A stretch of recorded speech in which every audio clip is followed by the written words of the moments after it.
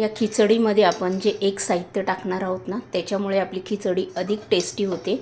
चला तर मग आता अशी दाणेदार आणि सॉफ्ट खिचडी कशी बनवायची, चला लगेच बघूया.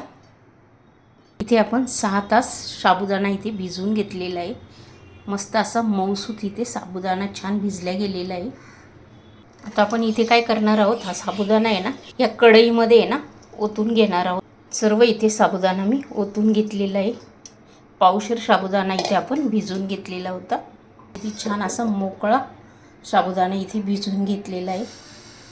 जेवढा मोकळा भिजवला ना तेवढीच खिचडी पण आपली छान होते. इथे 6 तास भिजवून घेतलेला आहे. हा संध्याकाळी भिजत टाकला तरी चालेल. जर तुमच्याकडे वेळ कमी असेल तर तुम्ही इथे कमीत कमी 5 ते 6 तास तरी हा साबुदाणा छान भिजवून घ्यायचा. आता इथे आपण 4 बटाटे असे उकडून घेतलेले. ते बटाटे पण आपण ह्याच्यामध्ये इथेच ॲड करायचे. त्यानंतर इथे आपण दाण्याचं कूट पण टाकून घेणार आहोत. अजून टाकून घेत आहे. त्यानंतर इथे चवीनुसार मीठ टाकून घ्यायचं आहे. आता आपण जेवढं साहित्य टाकलं आहे ना ते सर्व आता याच्यामध्ये छान मिक्स करून घ्यायचं आहे.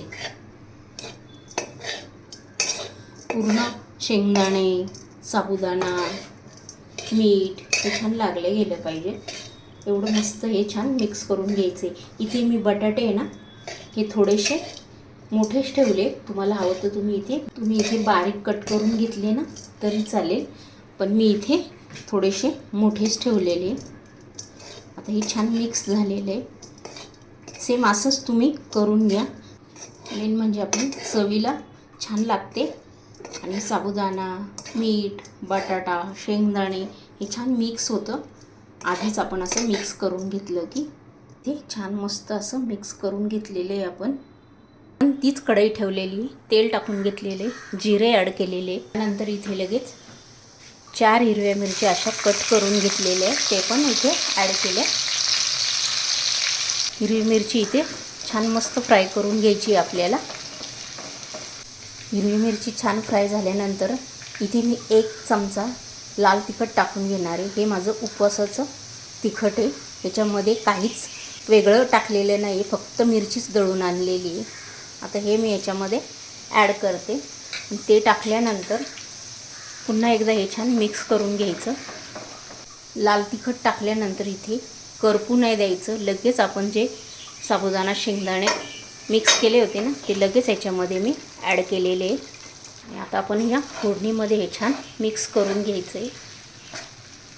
पूर्ण फोडणी नाही त्याला छान लागल्या गेली पाहिजे एवढं मस्त याच्यामध्ये मिक्स करून घ्यायचं आहे. इथे तुम्ही साबुदाणा पण बघू शकता किती मोकळा असा भिजल्या गेलेला आहे आणि सॉफ्ट पण तेवढाच झालेला आहे तो. आणि मी ज्याप्रमाणे बनवते ना त्याप्रमाणे तुम्ही एकदा खिचडी अशी बनवून बघा. चवीला पण खूप छान लागते. कढईमध्ये मिक्स करून घेतलं ना त्याच्यामुळे काय होते की मीठ, शेंगदाण्याचं कूट हे बटाट्याला साबुदाण्याला पण छान लागल्या जातो. तर 1 मिनिट आपण इथे होऊन देऊया. 1 चमचा भरून इथे मी गूळ ॲड करणार आहे. तुम्ही खिचडीमध्ये गूळ टाकून बघा, अतिशय टेस्टी होते खिचडी. बरेच जण साखर ॲड करतात, पण इथे साखर न टाकता इथे गूळ टाकून बघा, चवीला अप्रतिम लागते. 2 चमचे इथे मी गूळ ॲड केलेला आहे. आता गूळ टाकल्यानंतर पण छान हा गूळ याच्यामध्ये ना मिक्स करून घ्यायचा आहे आपल्याला. आणि गूळ टाकल्यामुळं खिचडीची टेस्ट पण खूप छान लागते. गूळ ना तो त्याच्यामध्ये विरघळला ना अजून ते सॉफ्ट होते. 1-2 मिनटं ना मी हे मिक्स करून घेते हा गूळ टाकल्यानंतर. तुम्ही कधीच गूळ टाकून खिचडी बनवली नसेल तर बनवून बघा, अतिशय टेस्टी होते. फक्त काय करायचं, साबुदाणा भिजवताना ना एक तर रात्री भिजवायचा किंवा लवकर सकाळी 5 ते 6 तास तरी भिजला पाहिजे. लवकर सकाळी भिजवून घेतला तरी चालेल. आणि छान अशी मस्त आपली सॉफ्ट आणि चवीला अप्रतिम अशी खिचडी इथे होते. बनवणार ना तुम्ही अशी सॉफ्ट दाणेदार खिचडी मी ज्याप्रमाणे बनवली त्याचप्रमाणे नक्की करून बघा. तुम्ही मी ज्याप्रमाणे बनवली ना त्याचप्रमाणे. तुम्हाला जर ही माझी साबुदाण्याची खिचडीची रेसिपी आवडली असेल ना तर पटकन लाईक करून घ्या. चॅनलवर जर नवीन असेल तर सबस्क्राईब करून घ्या. हा व्हिडिओ तुमच्या मित्रमैत्रिणींनाही शेअर करा.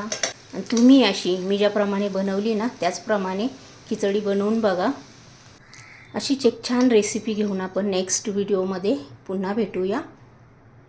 तोपर्यंत बाय.